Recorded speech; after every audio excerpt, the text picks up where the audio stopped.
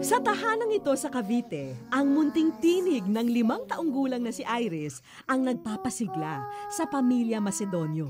Alay ko lahat sa'yo.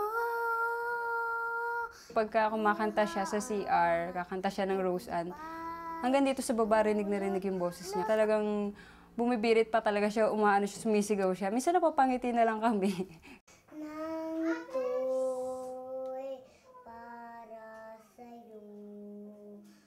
Inabot namin sa kanya ang sulat mula sa kanyang #1 fan.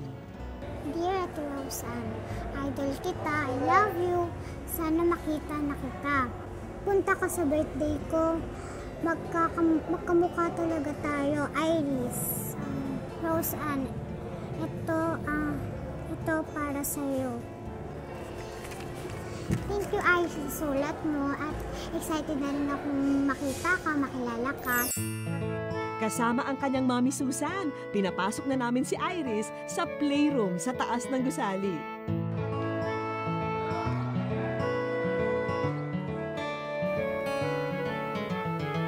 Mukhang good mood naman ngayon si Iris, kaya nakatsyempo na si Rose Ann para sorpresahin ang tagahanga. Hello? Sino to? Sino to? Walaga! Sino to?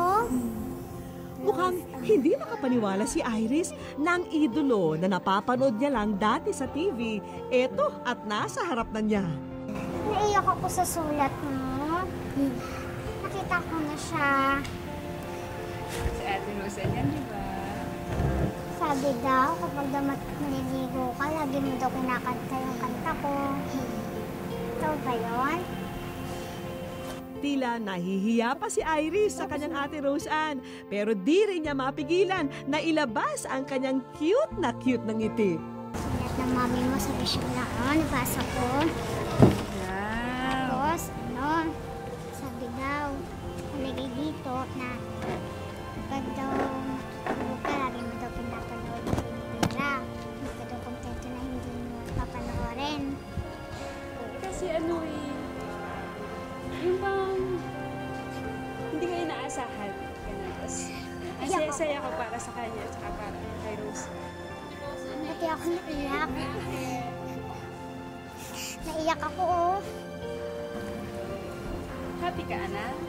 Happy ka. Ano po sa Ate Rose? Pati ikaw umiyak. Kasi happy ako na nakita mo na si ate. Kaya kahit nasa dapit hapon na ng kanyang buhay, nagbabanat pa rin ng buto si Lola Feli. Malamnan lang ang kumakalam na sikmura. Nagtitinda ko ng ice drop. Yung kita ko, yun ang pamimili ko ng pagkain. Meron na siguro mga 10 taon ako nagtitinda. Halos 8 kilometro ng araw ang nilalakad ng matanda, makarating lang sa lugar na kanyang pinaglalakuan. Nagbibinta po ako sa San Fernando, linalakad ko yun. Kung alis ako dyan, alas 5, pagdating ko doon, alas 7 ng umaga. Tapos maglalako na ako noon. Bukod sa malayo, delikado na rin para sa mga may edad ng tulad ni Lola Feli ang kanyang hanap buhay. Pauwi na ako, galing ako sa Dolores. Muntik ako nahulog doon sa highway. Sa insidenteng yun, nakilala ni Lola Feli ang nagmimistulan niyang Anghel de la Guardia. At kinalaunay, naging mabuting kaibigan. Ang ginagawa ko, kapag nakikita ko siya, tinatawag ko yung mga kasama ko sa opisina o yung mga ibang pwedeng bumili para kahit papano ay mabawasan na yung kanyang tinitinda sa isang araw at makauwi siya ng mas maaga. Wish ko lang, Nay! Wish ko lang. Galing, Nay! Ang swerte nyo naman! Kasama na ako rin. Kapag ako po pinanonood ito, ngayon ko lang yung natanggap. Ngayon lang ako natutungan niya na palang makasama ako dito. Kuya. Katagal ko pong inaanon talaga. Pinanonood ko po sa TV ito. Matagal na. Ngayon pala, nandito ako.